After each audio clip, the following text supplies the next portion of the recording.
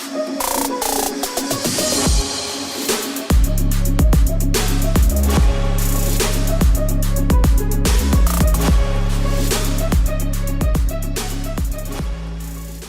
and welcome to episode 2 of HeritageJDM's Vintage Car Review. Some of you may ask, why are we doing this? For one, we're doing it because we love Japanese cars, especially old Japanese cars. And two, we want to spread the word on how cool these cars are. A lot of people aren't all that aware of these cars, especially old Japanese cars, so we thought it was important that we put this show out to educate everyone on the importance of these cars and how they've really changed the history of automobiles in the United States and throughout the world. This month, we're going to review the 1987 Toyota Supra Turbo. This car, unlike the Datsun Honeybee, comes with a lot more modern technology, a lot more of the performance that we're used to even now. And at the time, it was a pretty groundbreaking car. So I'm going to hand it over to Connor. Connor's going to give you some of the history of the car, and then we'll do a walk around, kind of tour the car while it's sitting here, and then we'll take it out and run it through its paces and see what this car can do out in the real world. The third generation Supra, or the Mark III, was introduced in 1986 as a freestanding model, officially separating it from the Celica. Whereas the Celica became a front-wheel drive sport coupe, the Supra retains its image as a rear-wheel driving sports GT car. The new Supra will continue to move upscale and become a showcase for Toyota technology, increasing horsepower and various accessories. Originally slated as a 1986 model, production delays caused the model to actually be introduced mid-year, so more like 1986 and a half. The Mark III is powered by a 3-liter inline 6-cylinder engine rated at 200 horsepower, and the 87 Turbo version bumped that up to 230. Some notable features that were added included an electronically controlled independent suspension, or TEMS, and a removable target top. Toyota made roughly 33,000 of these cars in 1986 for the U.S. market, 30,000 in 87, and dropped rapidly each year after to only 3,600 in 1991. We have one of the few good condition turbos left today, and we will review it. So, let's get right into the walk around and some of the information about our Supra.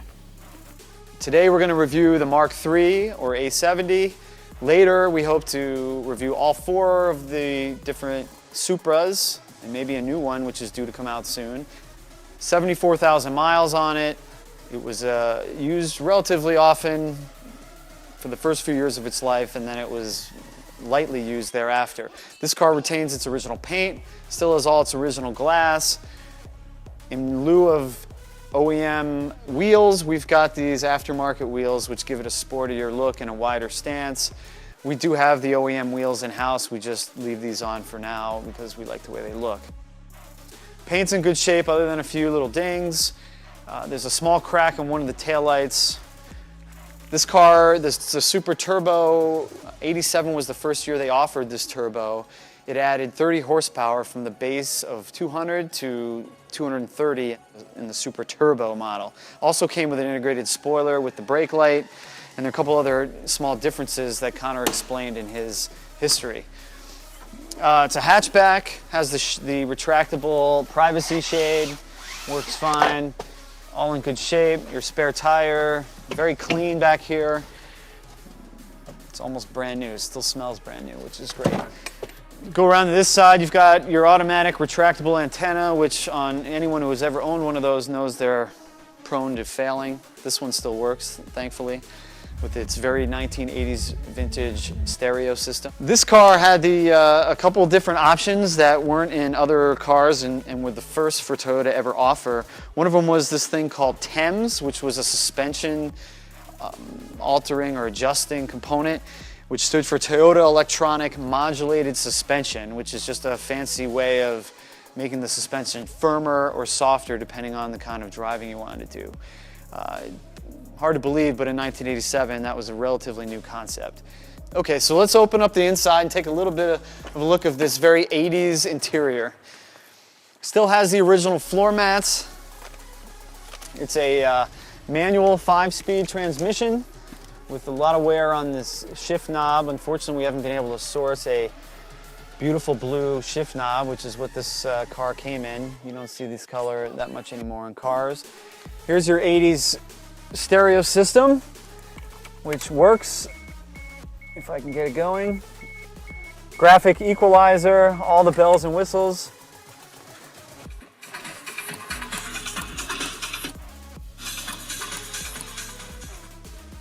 So while the stereo works, the speakers leave a little bit to be desired at this point. They don't sound all that good, but you can't beat this stereo system that even shows the tape in motion as it's going. That's a nice feature, I guess.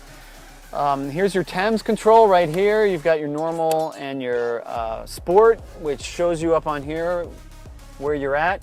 You've also got your turbo gauges up here showing you how much boost you're getting, which for anyone who's ever driven a turbo, they know that that is really fun to have because you can kind of see your engine in action and how the turbo is doing some work. From here, otherwise, the back seat is not all that practical for such a big car. You'd think there'd be a lot more room, but there really is not a whole lot of room. This was primarily a sports car and marketed as such, but there is a back seat. It can be used, it's just not very roomy. Our version is a hard top. They also had a Targa top that I think you could put in here, that you could purchase.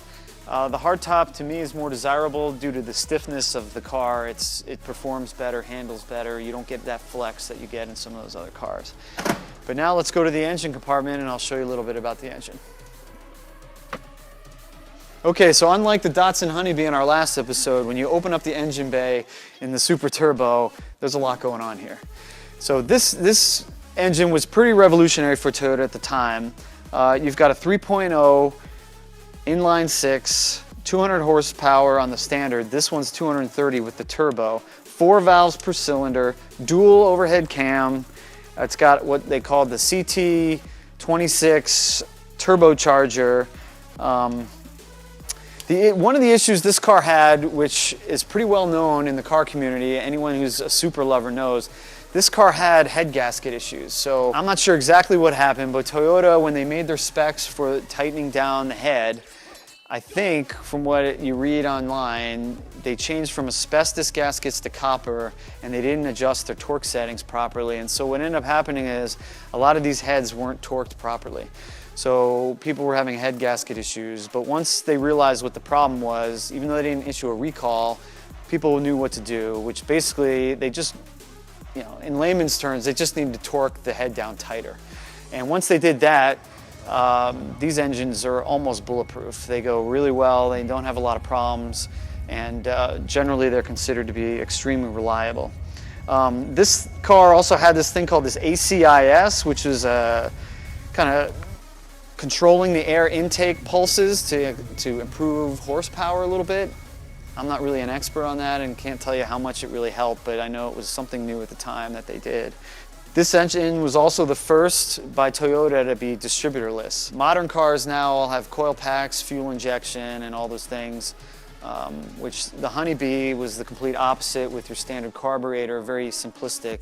This car was kind of a break from the past where they went with coil packs and no distributors, which is kind of fun, and really the beginning of the modern era for Toyota. The turbo model also had a better transmission. These are rear-wheel drive cars, which for anyone who likes to do drifting,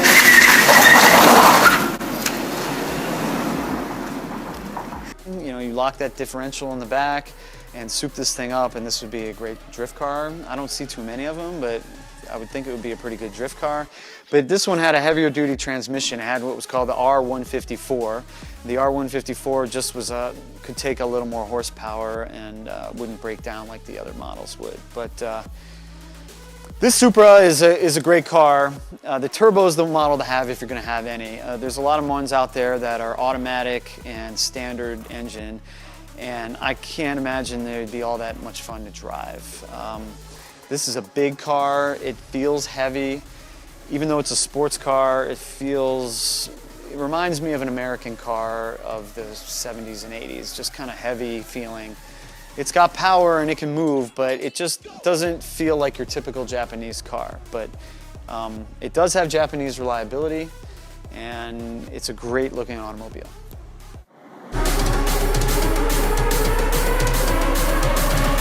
Zero to 60, here we go.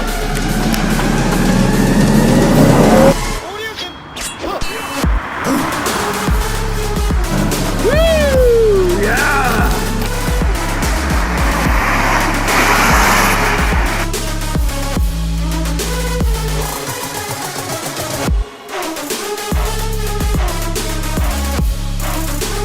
Okay, 87 Supra Turbo, slalom time.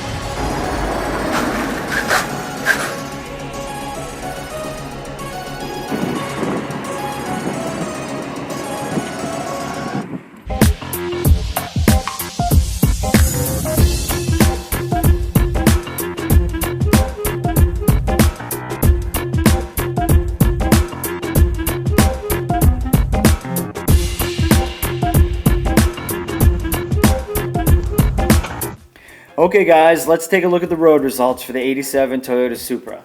For acceleration, we gave the car a solid 6.